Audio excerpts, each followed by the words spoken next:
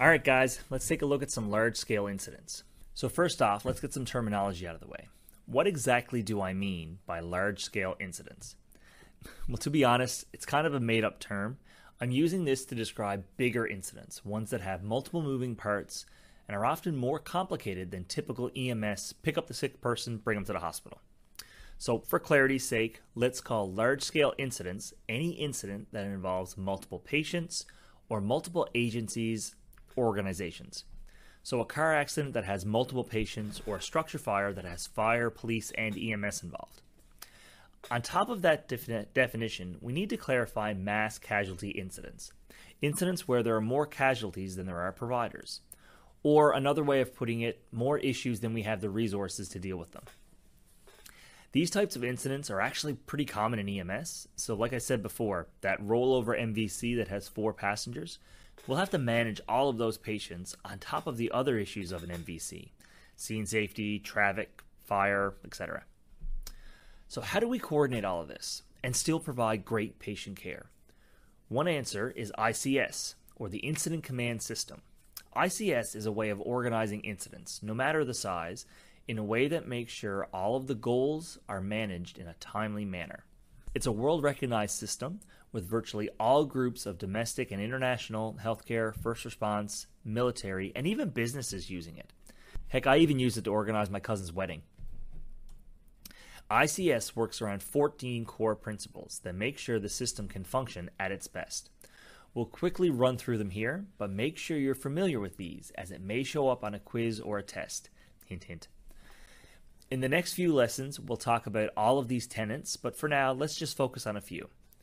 In any large-scale incident, communication is huge. You have to make sure everyone can talk to each other, otherwise you're trying to manage chaos.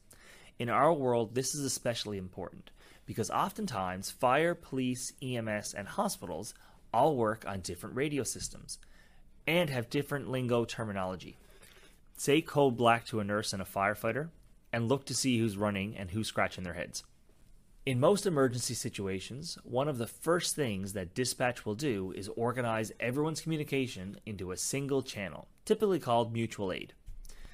This is a place where only the people in the incident can talk, and more importantly, all of the people who are in the incident can talk to each other. Having one network for communication can go a long way in making incidents more easily managed. It's important that everyone uses common terminology.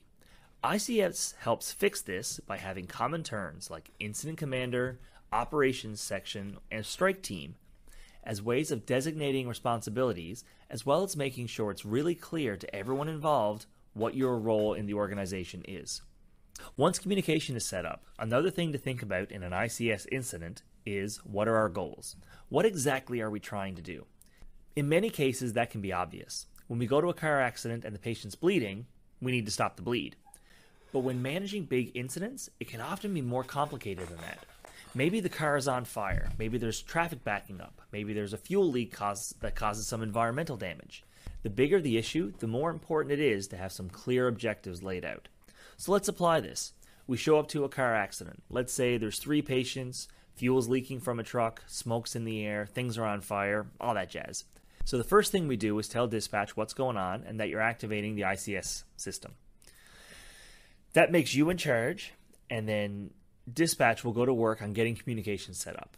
Next thing to do is start figuring out your objectives. What needs to happen right now? We have me, my partner, and 1 ambulance. All right, triage.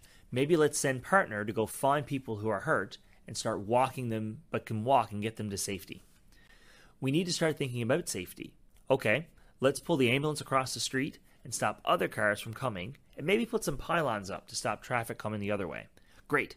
So now as more resources start showing up, we can start working to get more of our objectives done.